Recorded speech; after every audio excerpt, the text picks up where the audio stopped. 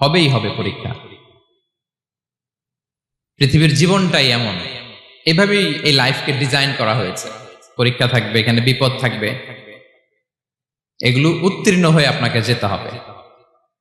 চির সুখ চির শান্তি এটাই পৃথিবীতে হয় না।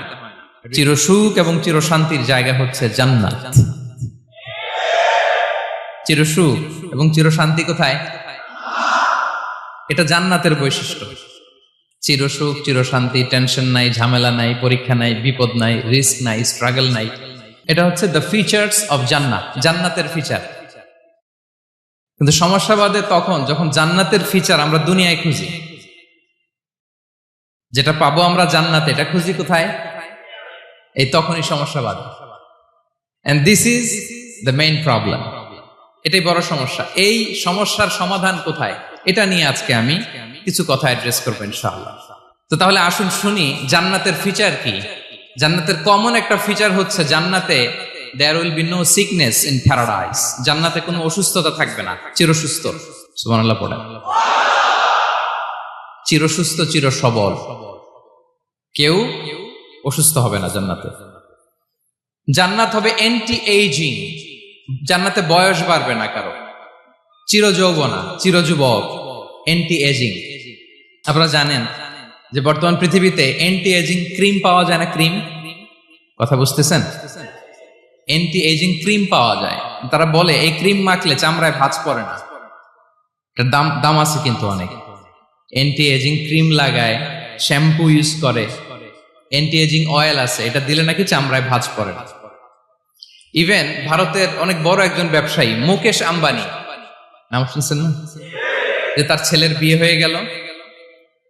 তো এই মুকেশ আম্বানির স্ত্রী নীতা আম্বানি, সে কিছুদিন আগে এক বোতল গোল্ড ওয়াটার খেয়েছে, gold water, and it's cost $60,000। $60,000 দাম এক বোতল গোল্ড ওয়াটারের। কেন? ফর অ্যান্টি এজিং, যাতে বয়সের ছাপ গালে না থাকে। এখন বলেন, এভাবে কি আমাদের বয়সকে ধরে রাখা সম্ভব এই পৃথিবীতে? সম্ভব না, কারণ এই ফিচারটা দুনিয়ার ফিচার না, এটা জান্নাতের ফিচার। সুবহানাল্লাহ পড়েন। তাহলে জান্নাতে কেউ অসুস্থ হবে না। জান্নাত হবে চির যৌবন, চির যৌবনা। ওখানে আমরা যুবক থাকবো, প্রত্যেকে 33 বছরের যুবক যুবতী হয়ে জান্নাতে ঢুকবো। বিষ্ণু ইসলাম বলেন, আহলুল জান্নাতি জুরদা ওয়া মুরদা ওয়া আবনাউ সালাসিন ওয়া সালাসিন। জান্নাতে যারা যাবে শুভ্র দাড়িবিহীন, প্রত্যেকে হবে 33 বছর বয়সের। ওই যে 33 বছর বয়সে একবার ঢুকলেন, আর বয়স বাড়বে না, ওইটাই চিরকাল ওই বয়স পাবেন। জান্নাতের আরেকটা ফিচার হচ্ছে নো ফ্রাস্ট্রেশন, কোনো চিন্তা নাই, দুশ্চিন্তা নাই, হাইপার টেনশন নাই, সজীব প্রাণবন্ত। সুবহানাল্লাহ। জান্নাতের আরেকটা ফিচার হচ্ছে there is no expiry date in জান্নাত। এক্সপায়ারি ডেট আছে? জান্নাতে যে ঢুকবো 7 দিনের জন্য চেক ইন, নাকি? চেক ইন কয় দিনের জন্য? 7 দিন, 10 দিন পরে চেক আউট করে ফেলবে, এরকম না। নো এক্সপায়ারি ডেট, আজীবন। একবার এন্ট্রি পেলে বের হওয়ার টেনশন নাই। আল্লাহু আকবার। তাহলে no expiry date, rather it's eternal, আজীবন থাকবেন, খালিদিনা ফিহা, চিরকাল থাকবেন। এবং জান্নাতের সবচাইতে গুরুত্বপূর্ণ ফিচার হচ্ছে there will be no death in জান্নাত। জান্নাতে আপনার আর মৃত্যু হবে না, মৃত্যুর বিদায় হবে। তার মানে আপনি অমর হবেন। তাহলে আপনি চির সুস্থ চির সবল হবেন জান্নাতে, চির যুবক থাকবেন, প্রাণবন্ত থাকবেন, আপনি অমর হবেন, আপনি জান্নাতে মরবেন না। জান্নাতীরা যখন জান্নাতে যাবে, ফেরেশতারা ডেকে বলবে, ইয়া আহলাল জান্নাতি ইন্না লাকুম আন তাসিহু ফালা তাসকামু আবাদা। জান্নাতীরা চিরকাল সুস্থ থাকবা, অসুস্থ হবা না। ইন্না লাকুম আন তাশিব্বু ফালা তাহরামু আবাদা, তোমরা শাবাব থাকবা, বুড়া হবা না। ওয়া ইন্না লাকুম আন তাহইয়াউ ফালা তামুতু আবাদা, চিরকাল বেঁচে থাকবা, মরবা না। এবং সেদিন জান্নাতে মৃত্যু দেয়া হবে, মৃত্যু দেয়া হবে।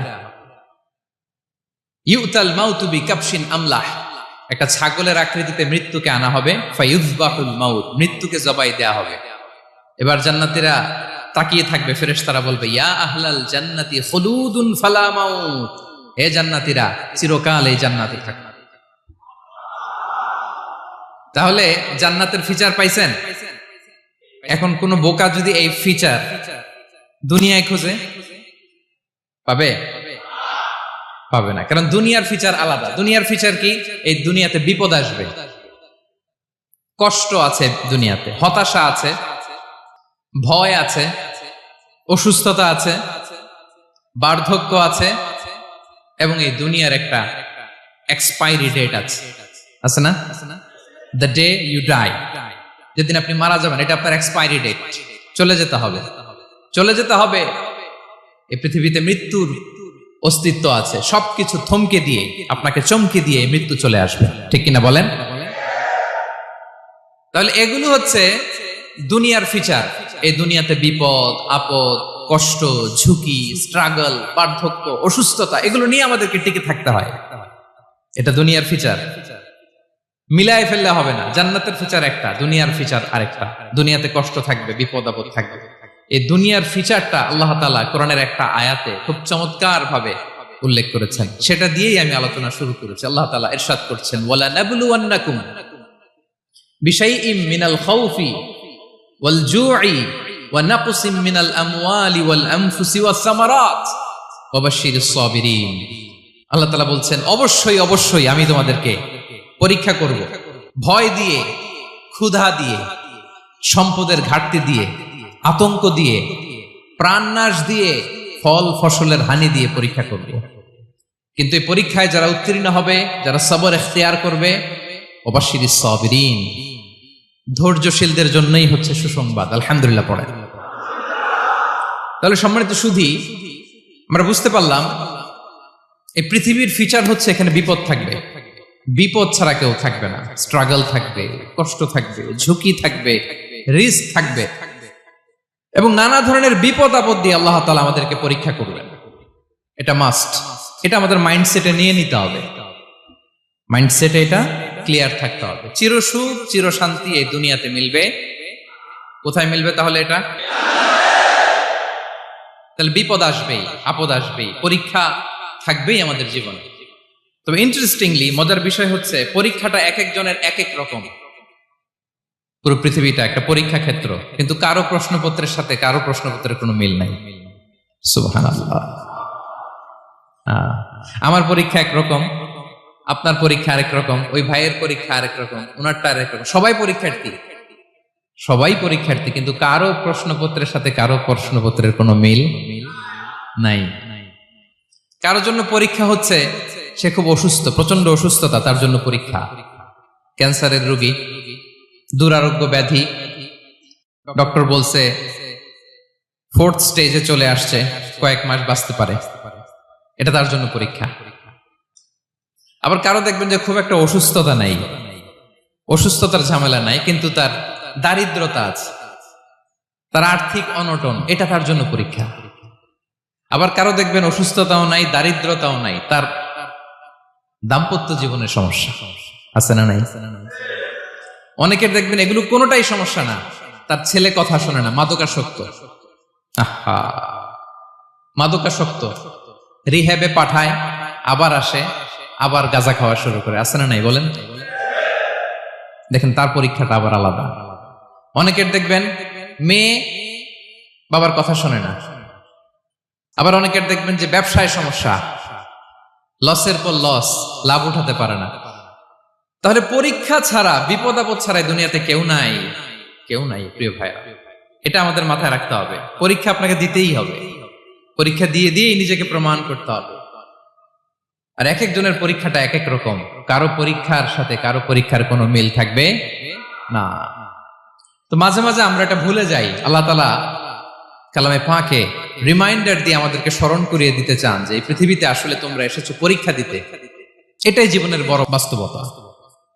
আমাদের জীবনে যত হতাশা, আমাদের জীবন নিয়ে যত অভিযোগ, আমাদের মনে যত কষ্ট, আমাদের হৃদয়ের ভেতরে যত অস্থিরতা, তার মূলে হচ্ছে এই সমস্যা যে আমরা ভুলেই গেছি আমরা পরীক্ষা দিতে আসছি। এটা যদি ভুলে না যান, এটা যদি আপনার মাইন্ডসেটে থাকে যে পুরো জীবনটা একটা পরীক্ষা, তাহলে দেখবেন কোনো কিছু আপনাকে কাবু করতে পারবে না। আপনি হতাশ হবেন না, জীবন নিয়ে আর অভিযোগ থাকবে না, আপনি ভেঙে পড়বেন না, সব অভিযোগ হতাশা দূর হয়ে যাবে। তার মানে বুঝতে পারলাম পরীক্ষা আপনাকে দিতেই হবে। পরীক্ষা দেয়া ছাড়া এই পৃথিবী থেকে চলে যাওয়ার কোনো চান্স বা সুযোগ আমাদের কারো নেই।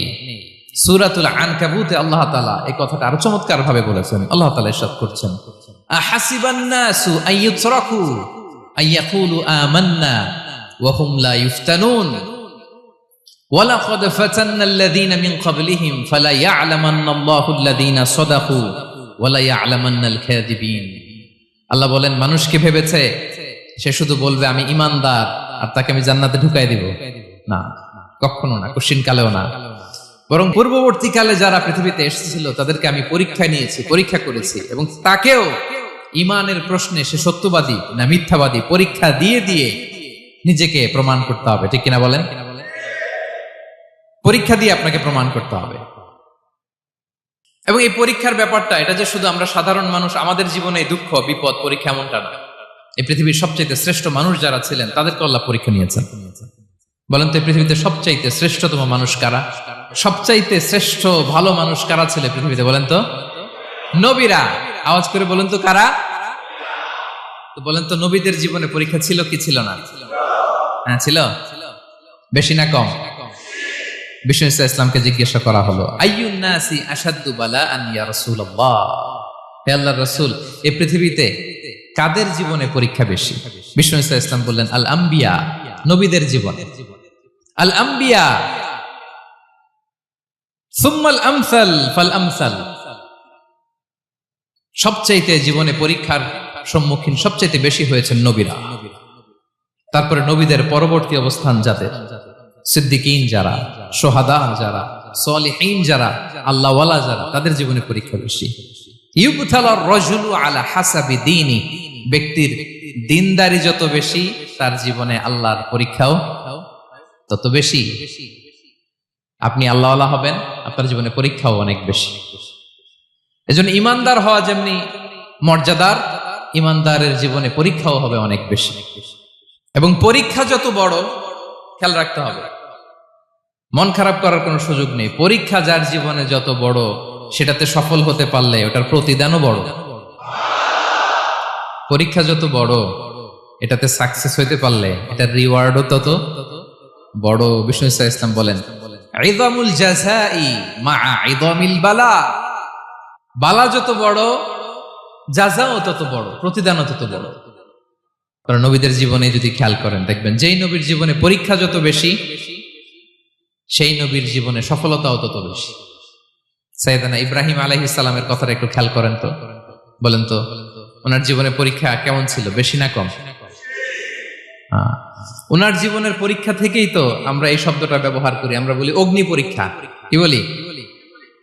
মানে আগুনে নিক্ষেপ করা হয়েছে সাইয়েদনা ইব্রাহিম আলাইহিস সালামকে, তাও স্বাভাবিকভাবে না, উলঙ্গ করে, নেকেট করে ওনাকে অপমানিত করবার জন্য ওনার গায়ের জামা কাপড় খুলে উলঙ্গ অবস্থায় আল্লাহর খলিল সাইয়েদনা ইব্রাহিম আলাইহিস সালামকে অগ্নিকুণ্ডে নিক্ষেপ করা হয়েছিল। এরকম এক্সপেরিয়েন্স এই অডিটোরিয়ামের ভেতরে আমাদের কখনো হয়েছে? তাইলে সাধারণ মানুষের জীবনের পরীক্ষা আর নবীদের জীবনের পরীক্ষার মধ্যে পার্থক্য আছে না নাই? ওই পরীক্ষায় উনি পাশ করে ফেললেন। 86 বছর পর্যন্ত আল্লাহর কাছে দোয়া করলেন, আল্লাহ আমাকে একটা নেককার সন্তান দাও। আল্লাহ সন্তান দেয় না। 86 বছর পরে আল্লাহ তাআলা সাইয়েদনা ইব্রাহিম আলাইহিস সালাম এবং